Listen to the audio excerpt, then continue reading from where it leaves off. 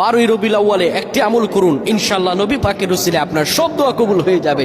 আপনার অভাব অনটন, ঋণগ্রস্ত যা খারাপ অবস্থায় আছেন, আল্লাহ তাআলা সব দোয়া আপনাকে কবুল করে দেবেন। এই যে 12ই রবিউল আউয়াল সোমবারে আসতেছে, আপনার এই আমলটি করবেন, এই আমলগুলো সবার কাছে শেয়ার করে দিবেন।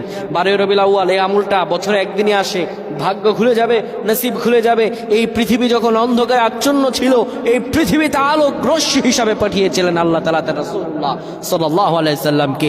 এই শুকরিয়া স্বরূপ যদি আপনি আমলটি করতে পারেন, আল্লাহ তাআলা আপনার নসিব খুলে দেবেন।